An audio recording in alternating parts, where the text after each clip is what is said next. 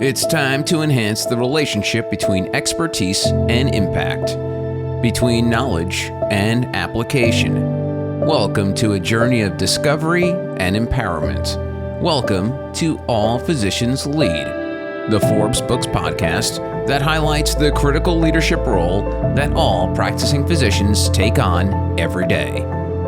Here's Dr. Leon Morse.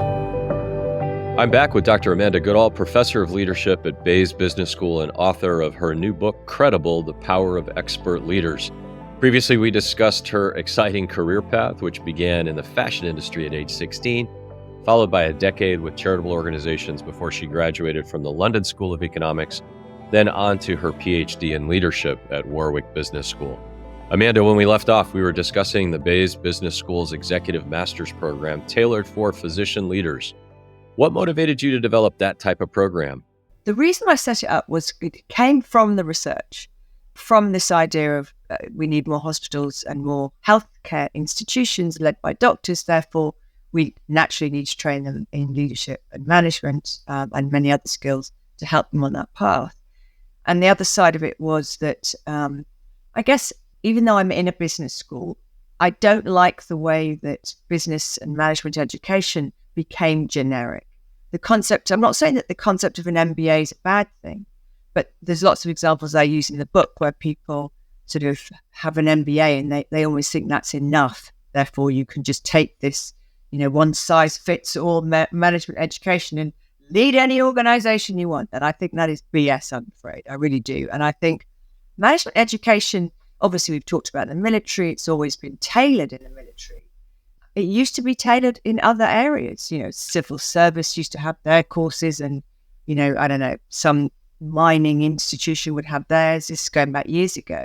And then through history, through lots of details that I cover in the book, we ended up with this kind of generic leadership and management education. We have undergrads doing leadership and management education in our universities. And part of me thinks I'm not sure how sensible that is, because it's like saying, you can become a dentist without ever going into someone's mouth. I mean, how can you possibly do that? That doesn't make sense. We need to understand the organization, the kind of people that work there, et cetera, et cetera. So that this is also part of it, was I wanted to try and tailor the education for healthcare and also to give them, as I said, this safe space.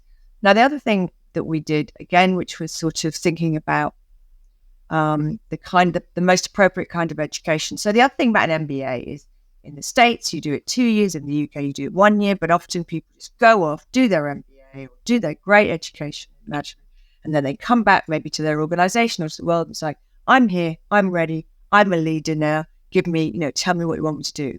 And when you hear doctors who sort of have gone on some highfalutin course and then they come back to hospital and they're like, I'm here now, I'm Superman or Superwoman, and they're kind of like, well, nothing's changed here. Who are you? What are you doing? And this complete alien, they can't communicate anymore. So what I felt, and this was, again, I'd learned this from other people who told me they'd been sent to Harvard to do some training. This was years ago. As a group, suddenly the government thinks, oh yes, we'll get some doctors or healthcare people, send them to Harvard for 5 minutes, bring them back. And then of course they come back to their little old hospital and it's like, what the hell? So what I knew we wanted was we do a Friday and we do a Saturday once a month. And the doctors literally come in on a Friday and a Saturday, learn these new skills, and then they go Monday or Tuesday, they're back in their hospital or their workplace, wherever it is, GPs, whatever it is. So they actually take what they've learned and they can immediately take it into their workplace and think about how they can apply it. And they're never far from their workplace. So whenever they're learning, they're one step from their workplace. So you're not extracting them, sending them to the moon, and then bringing them back as something, and then now go and change your organization. It's always close, and I think that's a really important part about training professionals in anything like this, is that they need to stay close to their core business to be able to think about what they're learning and how it can be related. And I think that's true probably of anyone. So that's why we designed it in that way. It runs over 2 years. It's an MSc course. And we also, from the first module, we put them in these things called action learning groups. Do you know what that is? I'm listening. They're like coaching groups. So we train them in how to run these action learning groups, how to facilitate them. And then every time they meet, every weekend they meet, they run an action learning group. And someone brings a problem and the group just asks questions and helps navigate the person with the issue through that problem. And they've been amazing. So that it's like a group support that they have one session every time they meet every weekend. And we also give them an executive coach that they work with over the 2 years. So they have a lot of support in terms of, supporting them in their career. What do we find? We find they go on to be promoted very quickly, extremely quickly. Many of them take on quite big projects. We also have a module which is all about a leadership impact project where they have to do something substantial. But the evidence that we've got, and this is coming also from their direct line managers, we know that they get promoted very quickly and things work very well. We also know of healthcare providers who have changed the way they work because of the education that the doctors that go back into their organization have got. So Health Corporation of America has worked with us since the very start in the UK. And their doctors have gone through to change many things about, how their hospitals run in the UK. So we know that we've got real impact, and this isn't just about students saying they like a module. This is real impact. We know, how they use in their education. So I think, I'm very, very pleased. Yeah, that sounds terrific. I'm trying to figure out how I can sign up. I'm probably too old though, right? Take someone my age. No, I don't think so. But I was trying to, I want to sign you up to give some talks and get you involved. I wonder if you're coming to England anytime soon. I would love to do both. So thank you. I think we need you as an ambassador, actually. Another title. You love titles, you doctor. Terrific. Yeah. Well, military background. It's hard to. Oh yeah, of course. Gathering and those. The military background. Yeah. But examples of some of those modules that you teach in the course. What do you focus on? Is it EQ and soft skills, as we call them, or hard management skills and finance and healthcare financing, or all the above? It's all of the above. They start off with the soft skills. They do sort of soft skills starts it off, as I said, behavior, and then they go on to do sort of managing teams. And in a sense, the way that I see any kind of leadership approach is that you become an expert in your field, you learn what you're doing, you learn about the organization. And as you go through your career, you kind of widen your lens a bit at every stage. So when you become a team, manage a team, then you might go a bit bigger, then you might manage a department. And in a way, all the time, the lens is getting bigger and bigger and bigger. If you get up to senior positions, CEO positions, the lens is very, very wide. So we cover it all, but we start off very much with behaviors and soft skills. But and we do strategy, we do health analytics, we do, as I said, they have this impact project that they have to do, a major impact project, and that's worth 2 modules. So that takes quite a lot of time up. We've got obviously now a lot more stuff on AI. It's kind of all the standard material that we do, health innovation, that, many same things you would do on an MBA, except for they're tailored towards healthcare. That's terrific. It sounds great, and really applaud that effort to ultimately create better patient outcomes. I tell folks Absolutely. and every leadership position I've held, on the back of my door, I have a sheet of butcher block paper, just blank white paper, except on the bottom corner, I draw a big arrow, and the arrow points to better patient health. And I say, no matter what proposal you come into my office, you're asking for money, you're asking for staffing, you're asking for something, show me how it gets here, because as you've said very well over in your book and here today, that's the core business, is better health outcomes. And so how do we get there? But can you listen to yourself and think about why you do that? Because you had patient care drummed into you for goodness knows how many years. That's been your raison d'etre in your training and then in your practice for all of those years. And that's why I would argue you want, clinicians, but particularly doctors, I would say, to go into those leadership positions. You want very good, outstanding clinicians, but it's because of that emphasis on patient care. And I'm sorry, I don't think me as, a generalist, if you like, or an academic, or I don't think any general manager can possibly have that level of understanding about patient care. You just can't, because I haven't drummed into me like that. And I think that's what you've just said is why clinicians, particularly physicians, make good leaders, as far as I'm concerned. So for physicians early in their career, when you bump into them or you speak or write to that particular audience, what advice do you have on developing the expertise or interest to become future senior executives, CEOs? How do you motivate them to wish to pursue that rather than just being a really great clinical doctor their whole careers? What should push them along that path? I mean, one of the things that was said actually to me by someone who was a former heart surgeon, CEO of the Faculty of Medical Leadership and Management, which is this like a Royal College equivalent for leadership management for doctors in the UK.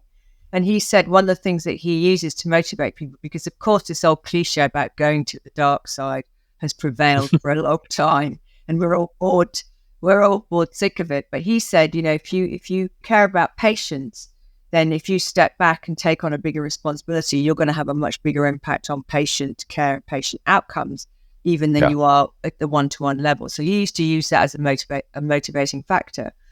I did a paper with my main co-author and a number of other co-authors actually in Denmark, where I got contacted by the body that represents doctors in Denmark, saying, Amanda, you must come to Denmark and talk to our doctors because the government is going to change the leadership sort of structure because doctors don't want to be leaders, she said. So I said, well, how do you know they don't want to be leaders? So anyway, we did a study. It was the survey was very quickly done with all doctors. It was just before Christmas and I was talking there in January. And so we had about, 3,500 doctors. And of them, of the sample, 70% said that they were prepared to go into leadership. So they were the ones that answered the survey. So of course that's a bias, but nevertheless. And then so what we wanted to find out was what did they consider were the incentives for going to leadership and what were the disincentives? And that was really helpful. So we found out that their number one incentive was to have an impact in their organization, to be able to make major changes. Other incentives were things like money did come in. There's also this sort of misconception sometimes that if you're intrinsically motivated, you're somehow not extrinsically motivated, money is less important. Now, obviously, that's clearly not true. So that was important. Having enough resources was a major incentive. What was interesting to me was that they recognized they needed leadership development. So that was also in their incentives. And Nice. there was a number of other things. Obviously, the disincentives were being taken away from their clinical work. And I think we could talk about that a bit because I've got opinions on that, based not necessarily on research, but really having work with doctors. Not having enough resources, increased bureaucracy, of course, administration, potential for reduction in salary. I know that in America, I hear a lot about doctors who are asked to take on management roles, and that means that they would lose money, in fact, than if they were doing their healthcare. True. And to me, that study was, and it's published in BMJ Leader, was very interesting because I think we don't really ask that in any of our organizations. So we have pulse surveys all the time from our center administration, tell us what you think of blah, blah, blah. No one ever asks you a simple question, recognizing that they need great people to go into leadership. What would incentivize you to become a leader or a manager? And I think it's a shame that we don't do that more. But I think then what we should do is really adapt the organization so that we encourage the right people to come in. And I think one of the key things that's done from all the great development people that I know is that they recognize, they incentivize. If you think about many organizations and businesses outside healthcare, they incentivize people to become managers. They give them bigger salaries, bonuses, more power, whatever it happens to be. It just seems that for some reason healthcare is a kind of an area where it doesn't seem to happen for doctors, at least, which I think is a real shame. But I think understanding the incentives and then explaining those as we go through and creating a pathway. I mean, it's a medical term, the pathway, but there hasn't been a pathway really for physician leadership. Certainly in America and the UK, in Germany, in France, in Italy, there's a far higher proportion of physician leaders in these institutions. We can all do with more leadership development, but at least they've got far more representation from physicians in leadership positions, whereas in our worlds, we're still really quite behind. I don't know if that entirely answers the question or if I wandered off. Yeah, no, that's great. And I wasn't aware of that. And the other European countries with a higher percentage. I'll have to take a look at some of that information. You did mention, and it was one of my next questions, we talk about the passion that physicians have to take care of patients and to be in the trenches and have that one-on-one level of impact. And then you inevitably, a very good friend of mine who's the chief of ortho at Hopkins right now says we all have 24 hours in a day. So if you only have 24 hours in a day, you're not going to be doing 7 cases and running a big organization and doing the politicking and the fundraising and all the other things that you need to do. You mentioned you had some thoughts on how we achieve that balance and what that looks like, or how the organization can potentially change to support both of those important needs for excellent clinicians who take excellent care of patients, but also want to lead. I think, it's so many sort of comments on this. And one of the things, often when I'm teaching, I'll stand in the class with my arms like this kind of out and say, this is one identity, this is your physician identity, this is the manager. And at some point, you make this shift from really identifying with the group, with your profession, with your whole ego. Everything is identifying as a clinician, as a physician. And then as you become a manager, that kind of shifts to sort of physician manager, and so it moves. And recognizing that is really, really important. And so we covered that a bit, obviously, in the course as well. And I think in the NHS, often they do it very badly. Nurses seem to be more willing to give up their clinical work and go into management more than doctors in the NHS. And that's commented on quite a lot. And of course, a doctor's trained 15 years or something in what they do, and they may want to go back to it or may have to go back to it. And they don't want to lose that. They've spent all those years preparing for this role. And so it's not just about an identity thing. It's about a skills thing. It's about, the depth of their knowledge and their practice. So I think it's really important for organizations to allow them to still practice as a clinician for as long as is appropriate. Now, the further you go up, the more confident you might be as being a physician or a clinician leader, and therefore you're willing to let go of that. And also it's also about security. I mean, we all know what things can go wrong in leadership. What are you going to do? Are you going to be able to go back to that if things do go wrong? I mean, I think that is in people's minds. And I think in the NHS particularly, there's been so many kind of disastrous things happening at some of these hospitals. People are going to be nervous about giving up all of the skills. So I think organizations have got to allow clinicians to carry on in their clinical role. And I think it's best for them. Why? Also because they are credible. I can't remember his name now, but when I was at Yale for a term visiting, and there was someone who had come from Michigan University hospitals, and he was taking over at Yale Medicine. And he told me about how when he arrived at Yale, and he had to kind of scrub up and sort of go into the theatre and do a few operations in whatever he did. And he said everyone was leaning over him to see whether he could cut it literally.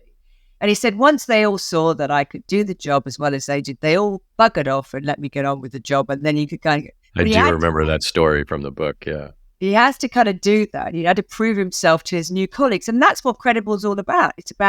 That's why you let people keep one foot in their profession, because you want those leaders to still be credible to the people that they're representing, and they are particularly important to represent these core workers. So you need that as well, and we need to recognize the importance of that rather than putting them out. I mean, it's insane to disallow, to kind of prevent them from still being who they are in their professional sense too quickly. Eventually, that will change. As this guy at Yale Medicine, once he'd done that, and obviously he was going to be CEO, he stopped doing his clinical work, and he was more confident about becoming just the CEO, and that's what he did. But I do think it's important to let people slowly come out of that or carry on doing whatever they need to do. And that's difficult for hospitals. They're not good at letting that happen. Or from what I hear, you'll know much better than me, but I hear that that's quite a difficult thing. It certainly can be. Professor Amanda Goodall, I could carry on this conversation for a week. This has been absolutely amazing. Appreciate your insights. I know our listeners are going to really, really learn a lot from that. Thank you for being here. Thank you for having me. You are quite welcome, Professor. And that will do it for another episode of All Physicians Lead. If you like the show, please take a moment to subscribe so we can notify you about new episodes. In addition, if you could please leave a review so others can benefit from the leadership insights of our really terrific guests. See you next time as we continue redefining physician leadership. This has been All Physicians Lead. We can all be better leaders, and our teammates and patients will be the beneficiaries. Go to allphysicianslead.com to unlock your potential, sharpen your impact, and elevate your journey. All Physicians Lead with Dr. Leon Morse is a production of Forbes Books.